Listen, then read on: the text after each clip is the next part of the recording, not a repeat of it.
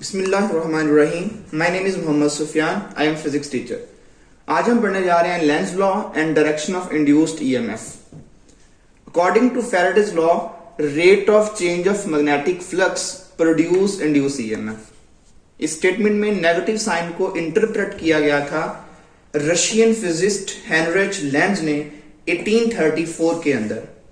हमारे पास एक important point है, polarity of induced EMF leads to the direction of induced current। EMF की जो polarity है वो direction of induced current basically decide करती है। जैसे बैटरी का पॉजिटिव टर्मिनल और नेगेटिव टर्मिनल, करंट हमेशा पॉजिटिव से नेगेटिव की तरफ होता है।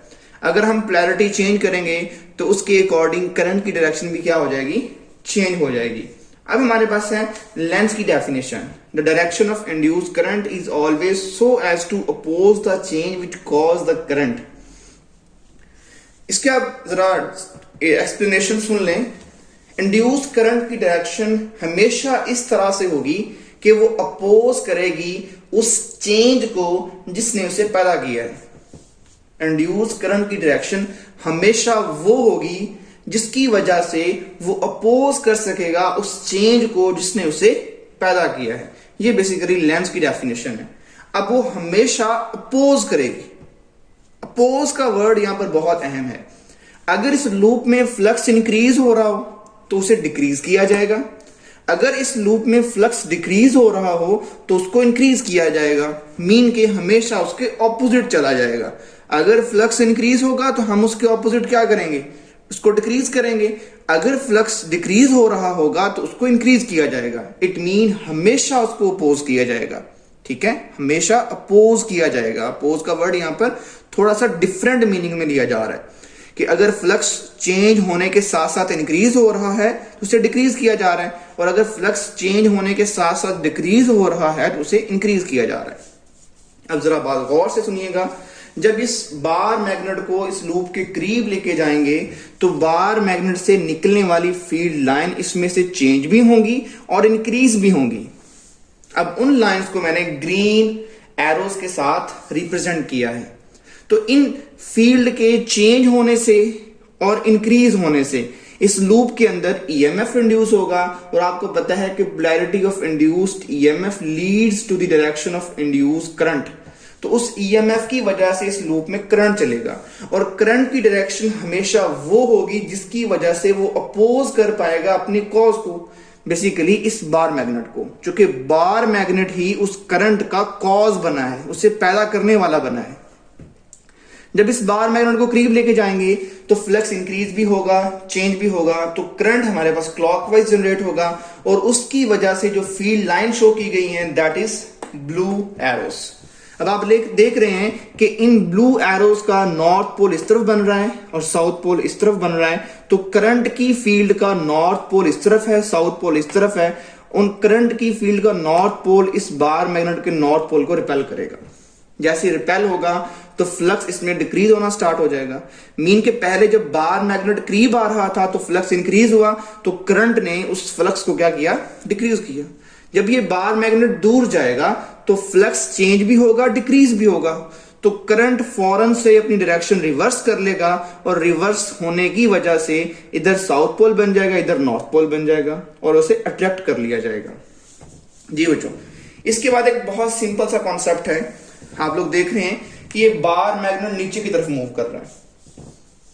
अब इसे रिपल्जन देनी है, तो रिपल्जन देने के लिए इस रिंग के अंदर करंट एंटी क्लॉकवाइज सेट होगा, और उस एंटी क्लॉकवाइज सेट होने की वजह से जो मैग्नेटिक फील्ड का नॉर्थ पोल है वो ऊपर बनेगा और साउथ पोल नीचे बनेगा, और ये नॉर्थ को क्या करेगा, रिपेल करेगा। अगर नीचे साउथ पोल होता तो नीचे यहां पर भी साउथ पोल बनता, क्योंकि रिपल्जन देनी थी हमने, इसको हमने रिपेल करना है। तो बिस्मिल्लाहिर्रहमानिर्रहीम, लेंज लॉ का सेकंड पार्ट पढ़ने जा रहे हैं। Lenz law is also a statement of law of conservation of energy. अब इस स्टेटमेंट में क्या बताया जा रहा है कि लेंज लॉ बेसिकली एक्चुअल में स्टेटमेंट है law of conservation of energy की। ये साबित करने के लिए हमें एक एक्सपेरिमेंट परफॉर्म करना पड़ेगा। ये हमारे पास copper rail, pair of copper rail, इसके एंड के ऊपर मैंने गैल्वेनोमीटर लगा दिया है और इस पूरे सेटअप को मैंने यूनिफॉर्म मैग्नेटिक फील्ड के अंदर प्लेस कर दिया है। और एक रॉड है, इस रॉड को हम मूव कर सकते हैं, मैंने कॉपर रेल्स के ऊपर उसको प्लेस कर दिया है। जब मैं रॉड को एक्सटर्नल फोर्स से लेफ्ट से राइट की तरफ मूव करता हूं यूं करके, तो इस रॉड के अंदर चार्जेस फ्लो करते हैं एंटी क्लॉकवाइज। और आप लोगों को पता है कि जब हम किसी करंट कैरिंग रॉड को मैग्नेटिक फील्ड में रखते हैं तो उस रॉड के ऊपर मैग्नेटिक फोर्स एक्ट करती है। देखें, ये हमारे पास रॉड राइट की तरफ जा रहा है वेलोसिटी v के साथ, तो इसमें करंट पैदा हो गया, उस करंट से फिर एक मैग्नेटिक फील्ड पैदा होगी और वो मैग्नेटिक फील्ड इस मैग्नेटिक फील्ड के साथ इंटरेक्शन करके रीजन बनाएगी, स्ट्रॉन्ग रीजन और वीक रीजन, और फोर्स हमेशा स्ट्रॉन्ग रीजन से वीक की तरफ होती है।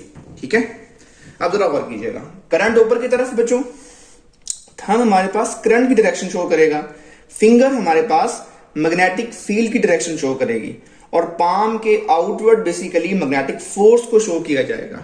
हम रॉड को एक्सटर्नल फोर्स से राइट की तरफ लेके जा रहे हैं, करंट की वजह से जो मैग्नेटिक फोर्स लगेगी वो लेफ्ट की तरफ लगेगी।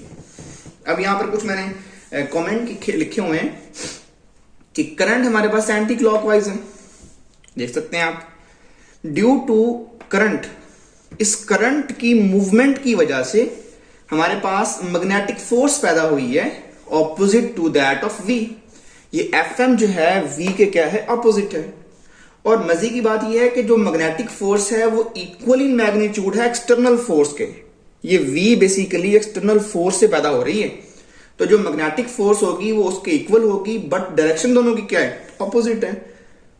तो इस एक्सटर्नल फोर्स को हम ड्रैगिंग फोर्स भी कह सकते हैं। अगर रॉड रुक जाएगा फौरन से Fm डिसअपेयर, एक्सटर्नल फोर्स तो पहले ही डिसअपेयर हो चुकी है, जब स्टॉप कर देंगे आप रॉड को, तो हमने ड्रैगिंग फोर्स लगाते रहना है ताकि ये रॉड यूनिफॉर्मली मूव करता रहे, हमारे अगेंस्ट Fm वहां पर लगती रहेगी। तो ड्रैगिंग फोर्स हमें क्या दे रही है, इंड्यूस करंट। बेसिकली जो आप मैकेनिकल एनर्जी से इस रॉड को मूव करवा रहे हैं, उस मूवमेंट की वजह से करंट है, और करंट के पास कौन सी एनर्जी होती है, इलेक्ट्रिकल एनर्जी।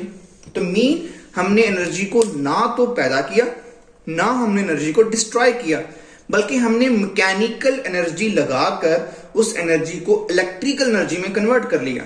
चार्जेस का मूव करना क्या कहलाता है, इलेक्ट्रिकल एनर्जी। सो हम जो ड्रैगिंग फोर्स लगा रहे हैं बेसिकली वो मैकेनिकल वर्क कर रही है, और वो मैकेनिकल एनर्जी या मैकेनिकल वर्क किसमें कन्वर्ट हो रहा है, इलेक्ट्रिकल एनर्जी में। और इलेक्ट्रिकल एनर्जी का मतलब इंड्यूस करंट है। अच्छा बच्चों, अब हम सेकंड केस पढ़ने जा रहे हैं। सेकंड केस में क्या है कि अगर हम टेक्निकली करंट की डायरेक्शन को इग्नोर कर दें, lens forbids the direction of current, मतलब टेक्निकली, और जो राइट डायरेक्शन थी करंट की, अगर हम रॉड को राइट की तरफ मूव करते हैं तो करंट की डायरेक्शन थी हमारे पास एंटी क्लॉकवाइज।